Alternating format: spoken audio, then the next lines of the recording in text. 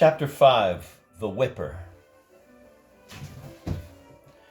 A few evenings later, Kay was passing along the bank corridor from his office to the main staircase. He was almost the last to leave. Only two clerks in the dispatch department were still at work by the dim light of a glow lamp, when he heard convulsive sighs behind a door, which he had always taken to be the door of a lumber room, although he had never opened it.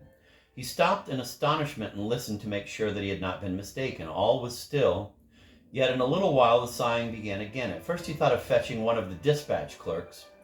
He might need a witness, but then he was seized by such uncontrollable curiosity that he literally tore the door open. It was, as he had correctly assumed, a lumber room. Bundles of useless old papers and empty earthenware ink bottles lay in a tumbled heap behind the threshold.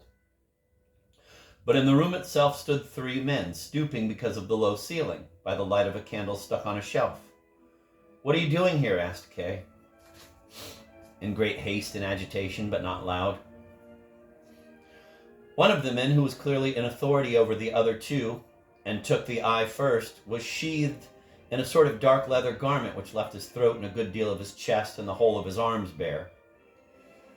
He made no answer, but the other two cried, "Sir, we're to be flogged because you complained about us to the examining magistrate." And only then did Kay realize that it was actually the warders Franz and Willem, and that the third man was holding a rod in his hand with which to beat them.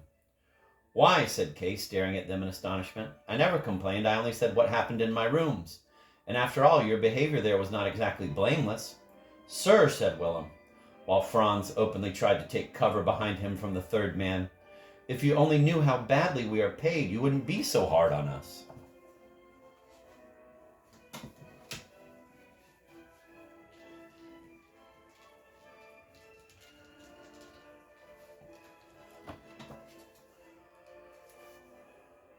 "I have a family to feed, and Franz here wants to get married. A man tries to make whatever he can, and you don't get rich on hard work, not even if you work day and night. Your fine shirts were a temptation. Of course, that kind of thing is forbidden to warders. It was wrong, but it's a tradition that body linen is the warder's perquisite. It has always been the case, believe me, and it's understandable, too. For what importance can such things have for a man who was unlucky enough to be arrested? But if he ventilates it openly, punishment is bound to follow. I had no idea of all this, nor did I ever demand that you should be punished. I was only defending a principle."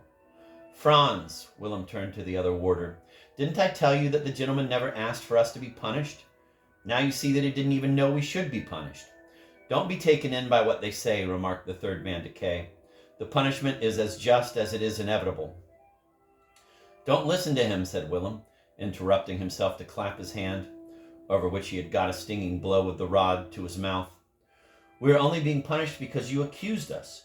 If you hadn't, nothing would have happened, not even if they had discovered what we did. Do you call that justice? Both of us, and especially myself, have a long record of trustworthy service as warders. You must yourself admit that, officially speaking, we guarded you quite well. We had every prospect of advancement and would certainly have been promoted to be whippers pretty soon, like this man here, who simply had the luck never to be complained of, for a complaint of that kind really happens very seldom indeed. And all is lost now, sir. Our careers are done for. We'll be set to do much more menial work than a warder's, and besides that, we're in for a whipping, and that's horribly painful." "Can that birch rod cause such terrible pain?" asked Kay, examining the switch which the man waved to and fro in front of him. "We'll have to take off all our clothes first," said Willem. "Ah, I see," said Kay, and he looked more attentively at the whipper, who was tanned like a sailor and had a brutal, healthy face. "Is there no way of getting these two off their whipping?" Kay asked him. "No," said the man, smilingly shaking his head. "Strip," he ordered the warders. And he said to Kay, "You mustn't believe all they say. They're so terrified of the whipping that they've already lost what wits they had. For instance, all that this one here," he pointed to Willem, "says about his possible career is simply absurd. See how fat he is? The first cuts of the birch will be quite lost in fat. Do you know what made him so fat? He stuffs himself with the breakfasts of all the people he arrests. Didn't he eat up your breakfast too? There, you see, I told you so, but a man with a belly like that couldn't ever become a whipper. It's quite out of the question." "There are whippers just like me," maintained Willem, loosening his trouser belt. "No," said the whipper, drawing the switch across his neck so that he winced. "You aren't supposed to be listening. You're to take off your clothes." "I'll reward you well if you'll let him go," said Kay, and without glancing at the whipper again, Such things should be done with averted eyes on both sides. He drew out his wallet. So you want to lay a complaint against me too, said the whipper. And get me a whipping as well? No, no. Do be reasonable, said Kay. If I had wanted these two men to be punished, I shouldn't be trying to buy them off now. I could simply leave, shut this door after me, close my eyes and ears, and go home. But I don't want to do that. I really want to see them set free. If I had known that they would be punished, or even that they could be punished, I should never have mentioned their names. For in my view, they are not guilty. The guilt lies with the organization. It is the high officials who are guilty. That's so, cried the warders, and at once got a cut of the switch over their backs, which were bare now. If it was one of the high judges you were flogging, said Kay, and as he spoke, he thrust down the rod which the whipper was raising again. I certainly wouldn't try to keep you from laying on with a will. On the contrary, I would pay you extra to encourage you in the good work. What you say sounds reasonable enough, said the man. But I refuse to be bribed. I am here to whip people, and whip them I shall. The warder Franz, who, perhaps hoping that Kay's intervention might succeed, had thus far kept as much as possible in the background, now came forward to the door clad only in his trousers, fell on his knees, and clinging to Kay's arm, whispered, If you can't get him to spare both of us, try to get me off at least. Willem is older than I am, and far less sensitive, too. Besides, he's had a small whipping already, some years ago. But I've never been in disgrace yet, and I was only following Willem's lead in what I did. He's my teacher, for better or worse. My poor sweetheart is awaiting the outcome at the door of the bank. I'm so ashamed and miserable.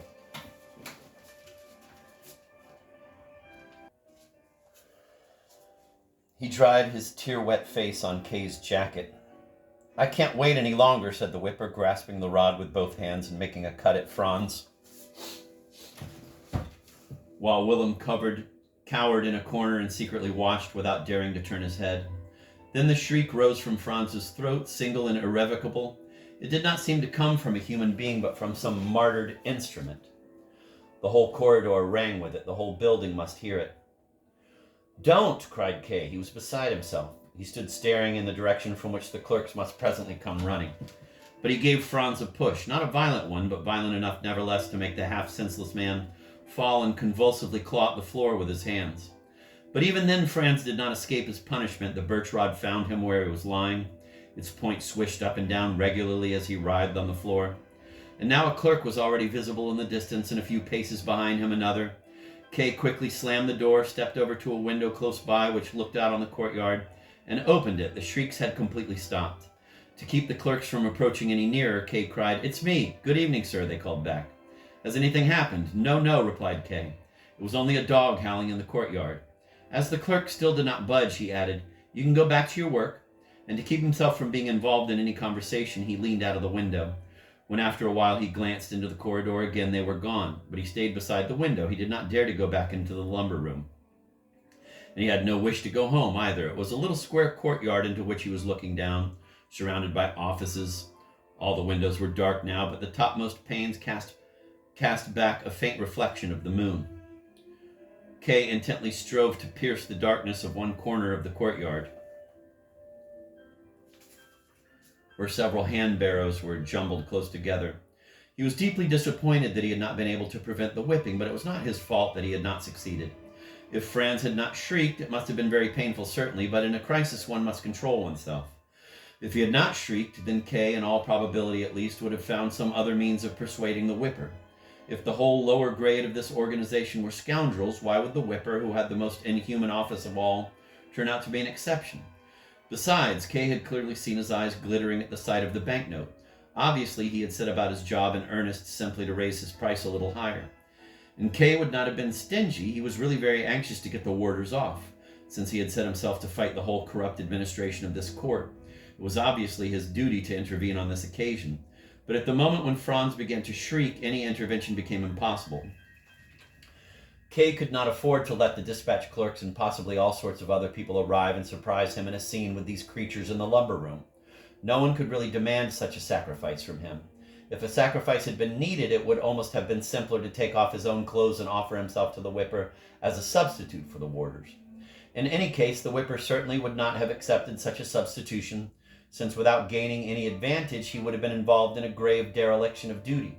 For as long as this trial continued, Kay must surely be immune from molestation by the servants of the court, though of course ordinary standards might not apply here either. At all events, he could have done nothing but slam the door, though even that action had not shut out all danger. It was a pity that he had given Franz a push at the last moment.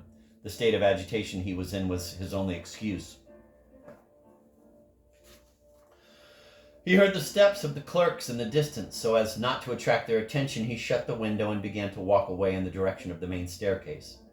At the door of the lumber room, he stopped for a little and listened. All was silent as the grave. The man might have beaten the warders till they had given up the ghost. They were entirely delivered into his power. Kay's hand was already stretched out to grasp the door handle when he withdrew it again. They were past help by this time, and the clerks might appear at any moment. But he made a vow not to hush up the incident and to deal trenchantly, so far as lay in his power, with the real culprits, the high officials, none of whom had yet dared show his face. As he descended the outside steps of the bank, he carefully observed all the passers-by, but even in the surrounding streets he could perceive no sign of a girl waiting for anybody. So Franz's tale of a sweetheart waiting for him was simply a lie, venial enough, designed merely to procure more sympathy for him. All the next day, Kay could not get the warders out of his head. He was absent-minded, and to catch up on his work had to stay in his office even later than the day before. As he passed the lumber room again on his way out, he could not resist opening the door. And what confronted him, instead of the darkness he had expected, bewildered him completely. Everything was still the same, exactly as he had found it. On opening the door the previous evening, the files of old papers and the ink bottles were still tumbled behind the threshold. The whipper with his rod and the warders with all their clothes on were still standing there. The candle was burning on the shelf, and the warders immediately began to wail and cry out, "Sir!" At once Kay slammed the door shut and then beat on it with his fists, as if that would shut it more securely. He ran almost weeping to the clerks, who were quietly working at the copying presses, and looked up at him in surprise. "Clear that lumber room out, can't you?" he shouted. "We're being smothered in dirt." The clerks promised to do so next day. Kay nodded. He could hardly insist on their doing it now, so late in the evening as he had originally intended. He sat down for a few moments for the sake of their company, shuffled through some duplicates, hoping to give the impression that he was inspecting them, and then, seeing that the men would scarcely venture to leave the building along with him, went home, tired, his mind quite blank.